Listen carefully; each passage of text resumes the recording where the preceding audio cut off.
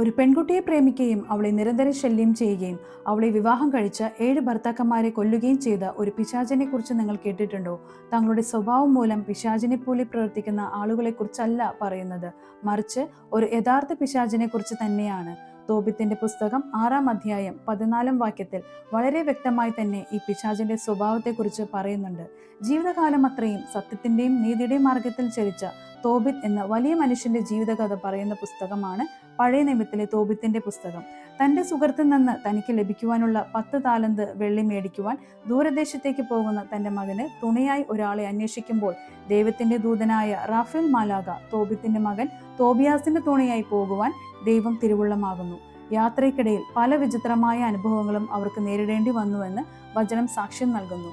യാത്രയ്ക്കിടയിൽ അവർ തോബിയാസിന്റെ ചാർച്ചക്കാരനായ റഘുവേലിന്റെ വീട്ടിലെത്തുകയും അവിടെ വെച്ച് റഘുവേലിന്റെയും ഭാര്യ യത്നയുടെയും പുത്രി സാറയെ കണ്ട് ഇഷ്ടപ്പെടുകയും ചെയ്യുന്നു. അതിനു മുമ്പ് തന്നെ പേരും രൂപവും മാറി തോബിയാസിന്റെ കൂടെ സഞ്ചരിക്കുന്ന റാഫേൽ മാലാഖ സാറയെ വിവാഹം കഴിക്കണമെന്ന് തോബിയാസിനോട് പറഞ്ഞിരുന്നു. എന്നാൽ സാറയെ വിവാഹം ചെയ്തു കൊടുക്കുന്നതിൽ സാറയുടെ പിതാവിന് ഒരു ഭയമുണ്ടായിരുന്നു. കാരണം അതിനു മുമ്പ് 7 യുവാക്കളെ അവൾ വിവാഹം ചെയ്തിരുന്നു. എന്നാൽ വിവാഹത്തിന്റെ ആദ്യ രാത്രി തന്നെ അവർ 7 പേരും കൊല്ലപ്പെട്ടു. അതിന് കാരണം സാറയോട് ഇഷ്ടമുള്ള ഒരു പിശാച് ഉണ്ടായിരുന്നു. മറ്റൊരു പുരുഷനും സാറയെ സ്വന്തമാക്കുന്നത് പിശാചിന് ഇഷ്ടമല്ലായിരുന്നു. അതുകൊണ്ട് ആദ്യ രാത്രിയിൽ തന്നെ സാറയുടെ 7 ഭർത്താക്കന്മാരെയും അവൻ കൊന്നിരുന്നു.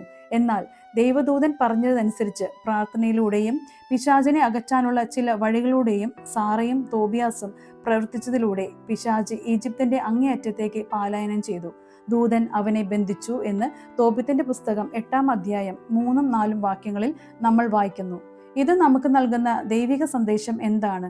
നമ്മളെ വേട്ടയാടുന്ന ദുരാശകളും ബന്ധനങ്ങളും അകറ്റുവാൻ ദൈവം നമ്മുടെ ആവശ്യപ്പെടുന്ന കാര്യങ്ങൾ നമ്മൾ ചെയ്യണം. നമ്മെ ബന്ധനത്തിലാക്കിയിരിക്കുന്ന പിശാചിന്റെ പ്രവൃത്തികളെ നേരിടുവാനായി ദൈവദൂതന്മാരുടെ സഹായം ആവശ്യമാണ് എന്ന് തിരിച്ചറിഞ്ഞുകൊണ്ട് മാലാഖമാരോട് നമ്മൾ പ്രാർത്ഥിക്കണം.